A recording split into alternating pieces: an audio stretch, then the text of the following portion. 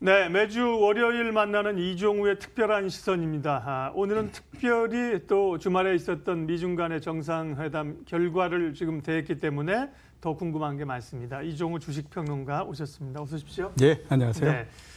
미중 간의 무역 담판 90일간의 휴전이라는 해석을 하고 있고 시장 반응이 궁금했는데 일단 확인이 됐습니다. 예. 대략 이제 미국 글로벌 선물도 그렇고 우리 시장도 1% 초중반의 상승으로 나오는데 예. 어떻게 평가하시는지 향후 또 진행 과정은 어떻게 갈까요? 그 미중 간 무역 분쟁이 가시화된 이래로 저는 한 번도 파국적인 결과가 나올 거다라는 생각을 해본 적은 없습니다. 네. 그러니까 어떤 수준에서 어떤 시점에 어떤 수준에서 타협이 나느냐 하는 부분의 문제지 네. 결국에는 타협으로서 마무리되지 않을까라는 생각을 했는데요. 결국 죽으러 가는 건 아니다. 사실상 이제 그렇게 타결이 났는데 왜 그렇게 생각했느냐 하는 거를 한번 잠깐 말씀드리게 되면 그 2차 세계대전이 끝난 이래로 어떤 한쪽이 완전히 한쪽을 제압해서 100대 0으로 승리를 하고 그럴 수 있는 가능성이 없는 한에서는 그리고 어느 정도의 타협을 낼 수 있는 가능성이 있는 한에서는 항상 타협으로서 결론이 났지 그게 파국적인 형태로서 결론이 난 경우는 없었거든요. 네. 그런 면에서 봤을 때 이번에도 어느 정도는 이제 이게 합의를 통해서 나왔다라고 볼 수 있고 아마 이 합의가 나온 다음에 많이들 얘기하는 부분들을 우리가 보게 되면 90일 후에 좀 봐야 되겠다. 왜냐하면 그때 어떤 그 결과가 나올지 어떻게 하느냐라고들 이제 얘기를 하는데요. 제가 봤을 때는 사실상 무역 분쟁은 마무리 국면에 들어갔다라고 보는 게 맞지 않나 싶습니다. 여기에서 추가적으로 사태가 악화되거나 이럴 가능성은 그렇게 높지는 않다라고 보입니다. 두 가지로서 우리가 한번 볼 수 있는데요. 이번에 그 사태가 이렇게 그 타협으로서 가는 그 과정을 보게 되면 가장 큰 부분이 탑다운에 의한 형태였잖아요. 그러니까 어제 합의가 난 부분들을 보더라도 세부적인 합의가 나거나 이런 부분들은 없었습니다. 옛날에 그 바텀업식으로서 간다라고 하게 되면 세부적인 모든 것들이 다 합의가 나고 맨 마지막에 정상이 그냥 얘기하면서 사인을 하는 형태로서 끝나는데 이번 같은 경우는 그런 과정이 아니거든요. 그러니까 어떤 수준까지를 관리를 해야 된다라고 하는 것에 대한 지침이 위에서부터 내려오는 형태이기 때문에 앞으로 협상을 하면서도 그것에서 크게 어긋나거나 이럴 가능성은 높지 않다라고 봐야 됩니다. 두 번째로 우리가 생각해야 될 부분은 어제 합의나 이런 과정들을 통해서 보면 미국도 분쟁을 계속해서 끌고 가기에는 대단히 좀 불편해하는 것 같다라는 생각이 많이 듭니다. 그러니까 여러 번 제가 말씀드렸지만 이번에 미국하고 중국 사이의 분쟁은 과거 일본과 미국이 분쟁을 일으켰던 것과는 굉장히 다른 형태거든요. 그러니까 그 분쟁이 되면 될수록 미국도 중국의 제품에 대해서 관세를 많이 부과하고 이러는 부분들이 미국 경제에 상당히 부담이 되는 그런 것들을 갖고 있었기 때문에 어떻게 보게 되면 불완전한 형태이지만 일단 빨리 합의를 하고 그다음에 세부적인 형태로서 들어가자 이런 형태로서 나온 거거든요. 그런 면에서 우리가 보게 되면 이제 무역 분쟁이라고 하는 것은 관리를 할 수 있는 그런 그 범위 내로서 들어왔다라고 봐야 되는 것 같고요. 결국 앞으로 어떤 형태로서 90일 후에 그 진행이 되고 이렇게 한다고 하더라도 사태가 굉장히 악화되거나 이렇게 진행이 될 가능성은 그렇게 높지 않다라고 보시는 게 맞다라는 생각이 듭니다. 예, 생각했던 거와는 또 다른 독특한 시각을 주셨습니다. 사실은 이전까지의 지금 무역분이 오늘 뭐 이 얘기 나왔으니까 이게 좀 중심으로 할게요. 이전까지는 어쨌든 간에 뭐 미국이 이길 수밖에 없는 게임이다 이런 얘기를 많이 했고 주말의 결과를 놓고도 보면은 표면적으로는 유예지만 미국의 승이다 이런 평가를 꽤 했는데 아침에 저희 이진호 소장님이 왔다 가셨는데 이진호 소장님은 중국 승이라고 본다 이렇게 얘기를 하셨어요. 그런데 이종우 평론가님께서는 더 좀 강하게 마무리 국면 이제 정점을 지나서 마무리 국면으로 갔다 이렇게 얘기를 하셨는데 아까 하나 얘기하신 게 이제 큰 틀에 합의했다. 탑다운이기 때문에 나머지 일거리 작다는 거고 또 하나는 근거가 뭐라 그러셨죠? 예, 그 미국도 이렇게 그 분쟁을 계속해서 끌고 가기에는 굉장히 부담을 느끼고 있는 것 같다라고 하는 거죠.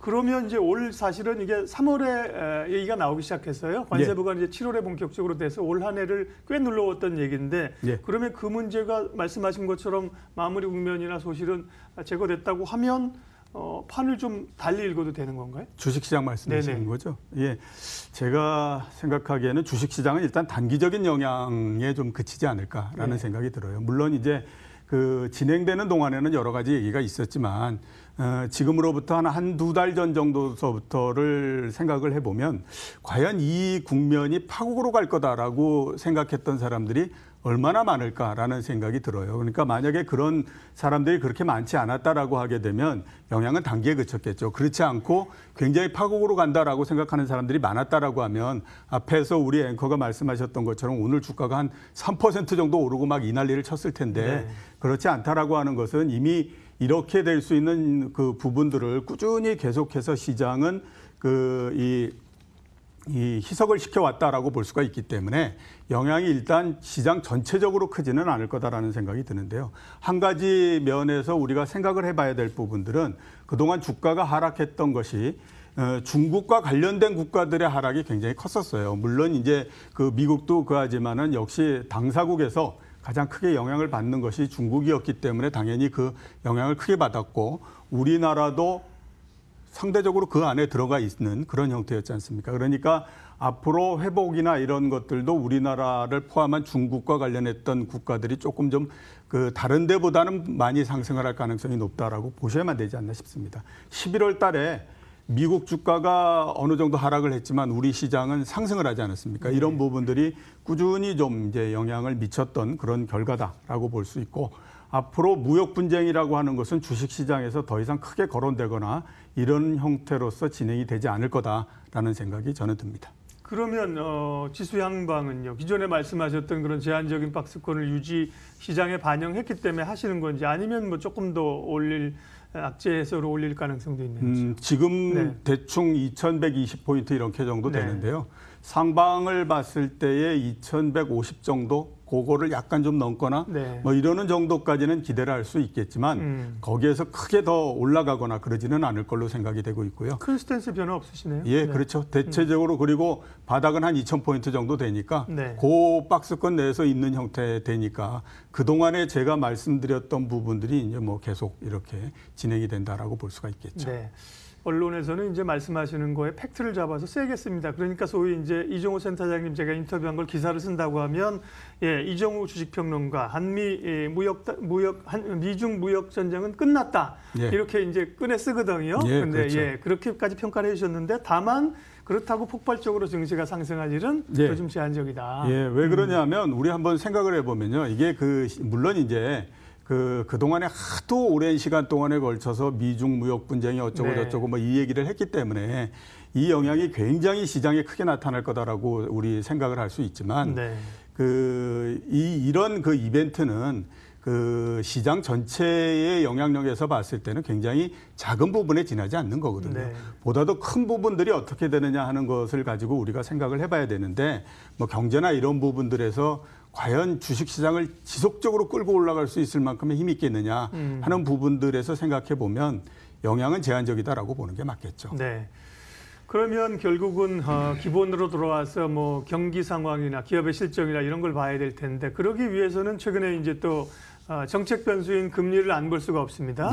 그게 두 가지입니다. 연준하고 한은인데요. 지난주에 큰 변화가 있었죠. 연준은 이제 파월이 비둘기로 돌아왔던 평가를 했고 한은은 이제 기준금리를 올렸습니다. 두 부분 좀 평가해 주십시오. 연준이 그 비둘기로 돌아섰다라고 얘기하는 거는 제 생각으로는 그냥 립서비스 차원이다라는 생각이 듭니다. 그러니까 그동안에 연준 의장이 일관된 어떤 얘기를 하는 거는 아니거든요. 물론 이제 일관된 틀이 있지만 거기에서 그때그때의 장소나 이런 것들에 따라서 조금씩 이렇게 표현을 달리해서 이렇게 얘기를 하는 건데 지난주에 그 얘기를 했다라고 해서 연준의 스탠스가 완전히 바뀌었다라고 보이지는 않습니다.